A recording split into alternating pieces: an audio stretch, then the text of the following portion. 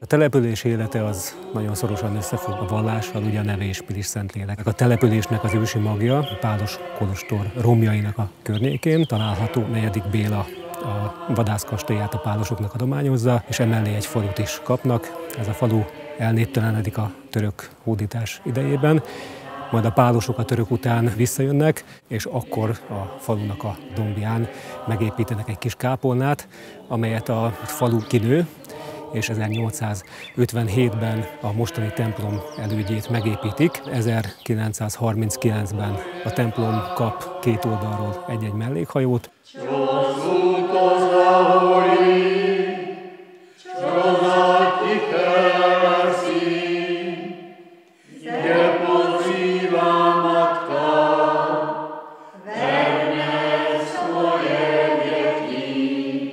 Ja už 33. rok, že žijem tu v Maďarsku.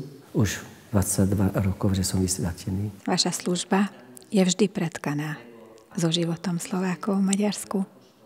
Teraz už koľkátý rok tu v Chuti? Teraz 6. rok, že tu spôsobím medzi slovenskými veriacmi. Ale predtým som mal s nimi kontakt. Kestúc, Čív, Tardoš, všade, kde som, na fare tam obnovím volačo. A keď som prišiel sem na Huti, tak, že volačo spravíme.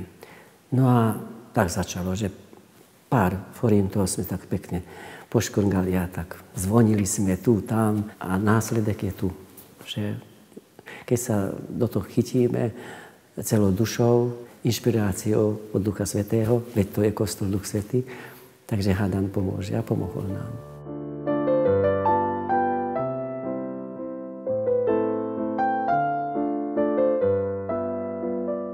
Az első lépés a templom tetejének teljes újjáépítése volt. 2019. szeptemberében a tornyot beemelhettük ünnepélyesen. Próbáltuk építészetileg megfogni ezt a templom bővítésben, hogy az eredeti templomnak a formáját, méretét lehessen látni. Tardosi Vörösmárvány kapuval együtt, ez maga az eredeti állapot. Jó megközelítéssel 1857-ben az új templom elkészítésekor ugyanezt láthatták a kedves évek, mint amit most elmondható, hogy a vége egy sikertörténet. Arra is maradt némi keret, hogy a düledező plébániánkat el tudtuk kezdeni felújítani, és aztán erre is később kaptunk támogatást. Így végül is nem csak a templom, hanem a templomhoz tartozó plébánia együttes tudott megújulni 2020-ra.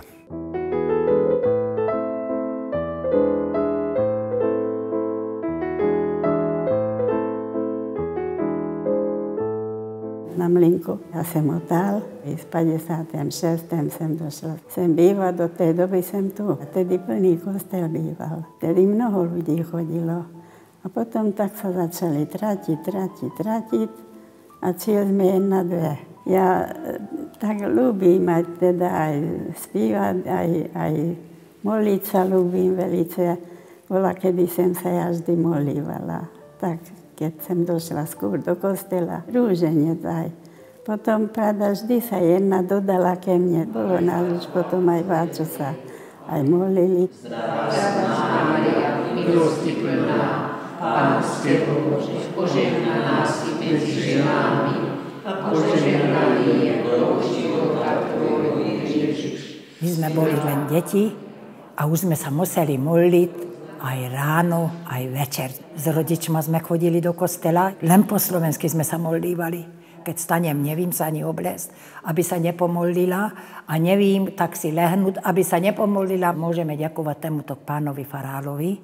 Toto sú prvé lice len semsúci, tak pekne zretedelne vedia vyprávať, že oni si k sebe ľudí volajú. Velice k ľuďom milí, velice sú dobrí. I máme prepekný kostel, teším sa. Chvála Pánu Bohu, ale to tomuto pánovi farálovi môžeme ďakovať. My len slovensky sa zhovárame. Aj takto, jak či tu boli títo ženičky, My len slovenský, ani jedno slovo uherský sa neschováráme. Oni tam bývali, kde ja.